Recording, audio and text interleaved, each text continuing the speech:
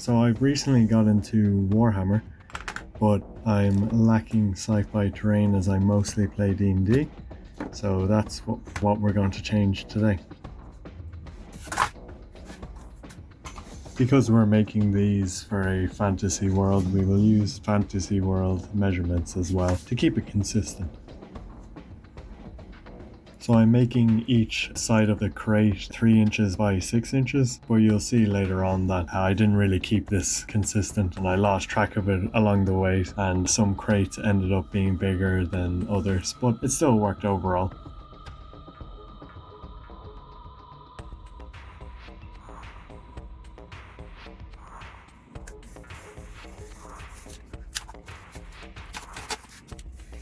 The main idea for these crates are for them to be the building blocks for my map making for wargames, because they will be able to be stacked and positioned in different orientations and bring all the terrain together and kind of make it have a consistent look.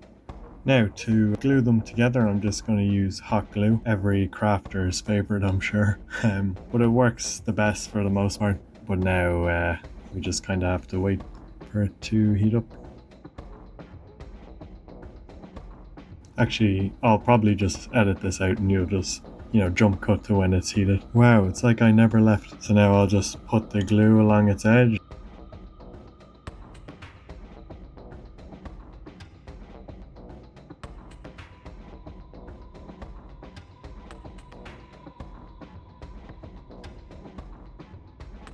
And quickly grab the other piece while I panic with the glue gun and just hold it together until it sets, which again takes a couple of seconds and my impatient brain struggles with hot glue.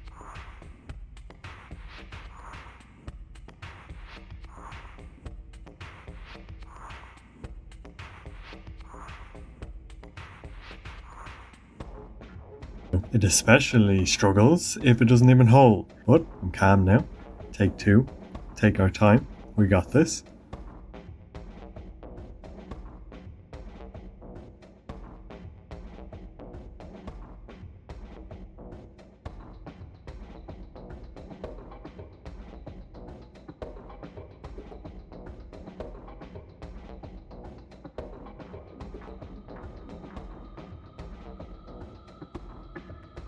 Wow! Fantastic.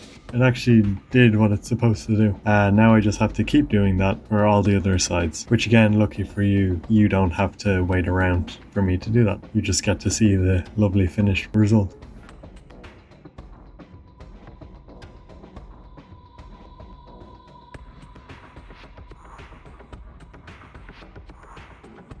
So now I'm just cutting out caps for each end of this kind of lopsided cuboid and then just gluing them on after.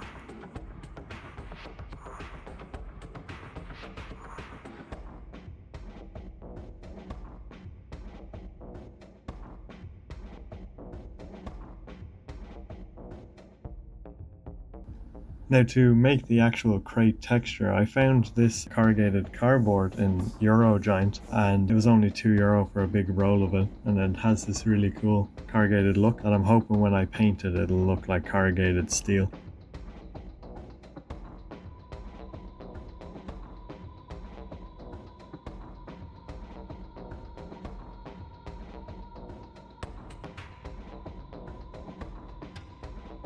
So again, just going with the hot glue gun and gluing that on.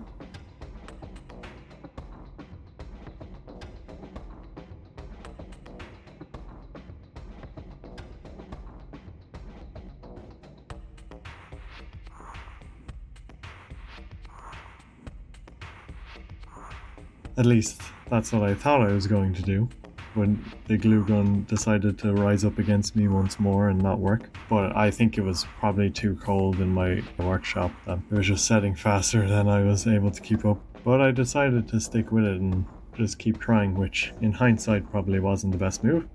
But you'll see later that I completely give up. And there's the super glue.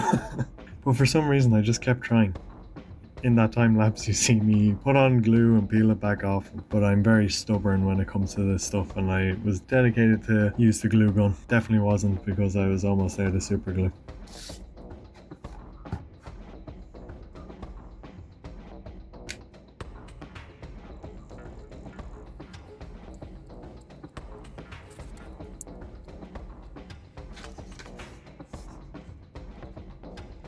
So the way I glued these, it left a rectangular shape, which I intended, but I'm just showing there that I've glued the corrugated cardboard going vertically upwards on the longer side, so that when I put the doors in, the corrugated metal will be running up the door.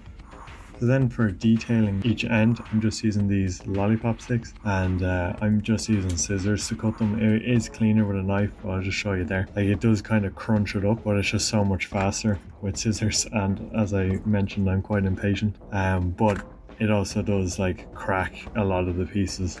So, it's not the best method, but it's what I like to do because, again, it's a lot faster. And for quick terrain like this, I'm not too worried about it. Like, you can see some splits there, but again, this is what makes it fun for me, is just getting it done fast, so I'm not too worried. And neither should you be.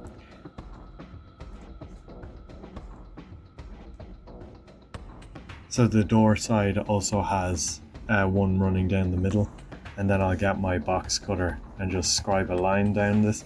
Now in the end, when it's painted, it didn't actually need that. It's not too noticeable, but it's a nice detail if you wanted to do it. Just mind your fingers, because the amount of pressure you have to put on the knife to scribe a line in. So then just for the corner detailing, I'm just using this cheap craft foam, and I'm just cutting it into strips and then again hot gluing it. Now with the craft foam, it worked a lot better. I didn't have any problems with hot glue, which was fantastic for me, made my day.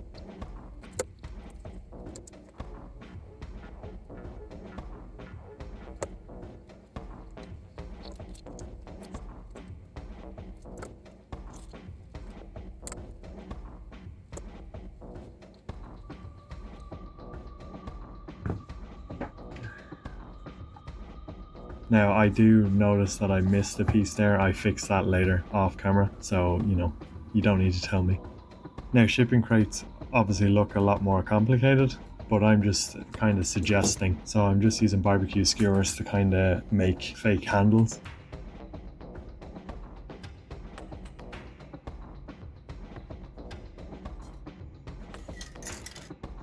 Then I'm just using this cheap silver spray paint I found, and just spray painting the whole thing.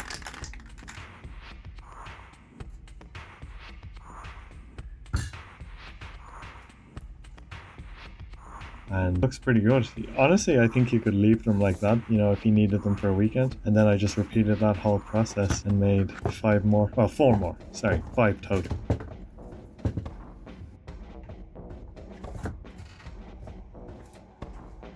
So now my rough idea is to kind of make these platforms that can go in between the crates, and then I can sandwich the crates and stuff to create different dimensions and levels for me to use during the game, just to make it a bit more interesting.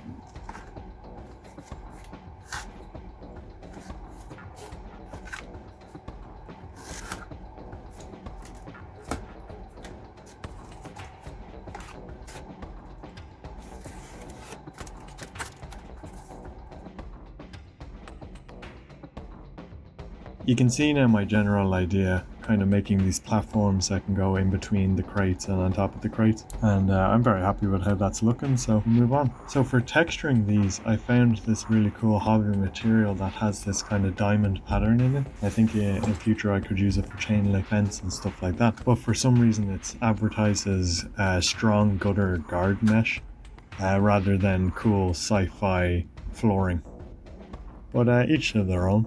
So I started just by cutting it roughly to size with my scissors, and then I came in with a hot glue gun yet again to just tack it down in places, because I'm going to further secure it down later.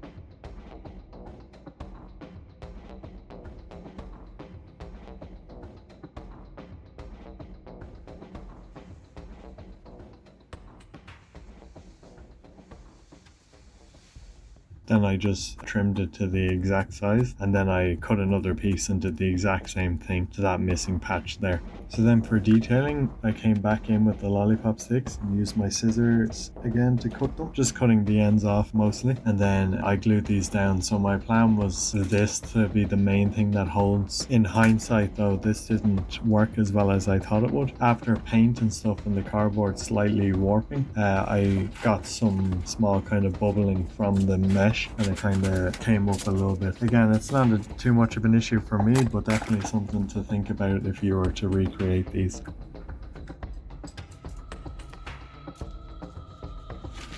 Then just to hide those kind of messy edges, I'm just hot gluing some zip ties on, because they have this really nice texture to them that you wouldn't really recognize as zip ties as soon as they're painted.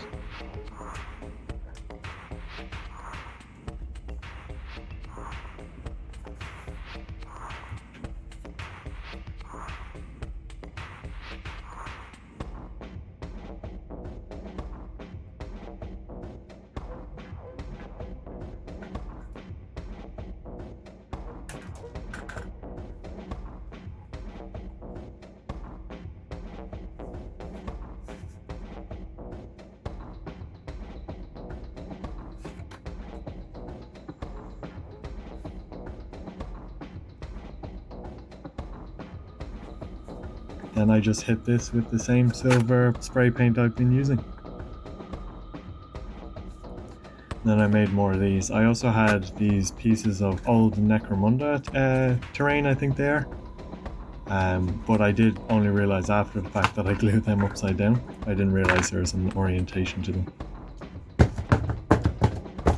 So now I have everything painted silver and ready for more detailing. Now I've wanted to practice more with my new airbrush, so I'm going to airbrush some of the crates different colors, but this is not at all necessary, and I'll show you later how I would paint them if I didn't have the airbrush. I just thought it would be fun kind of practice to color a few and make them stand out a bit more. I decided to go with a red kind of magenta ink I have, and then just a green speed paint and an orange paint as well.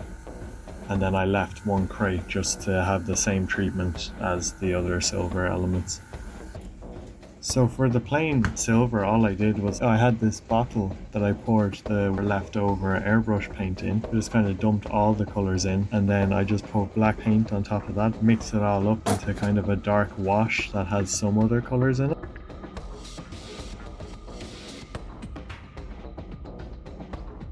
And just painted that all over the silver pieces, and then came back with a bit of tissue and kind of dabbed it and wiped it and just tried to take as much off, just basically creating a very cheap wash.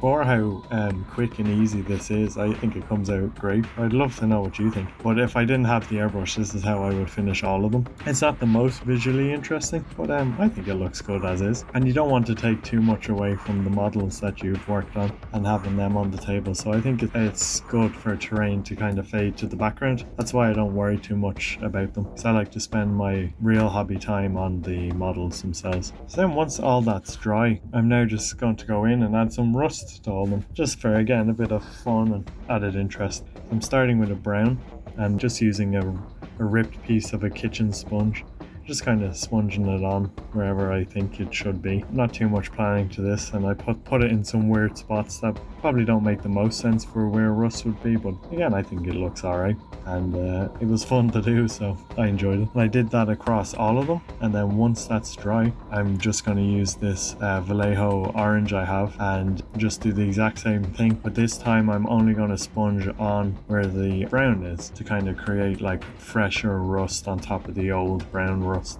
And this added a nice kind of pop of colour. I was quite happy with that, especially on the plain silver ones. Now it looks very vibrant now, but once it dries it dulls down. And with that final sponging of rust, they're done.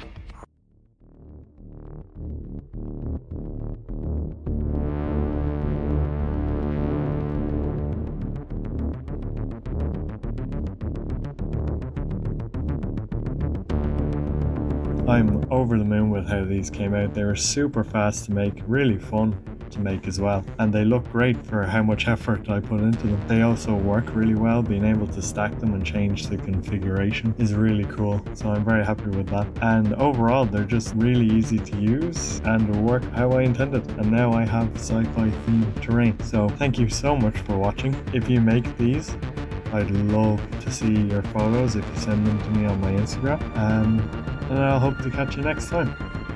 Thanks again.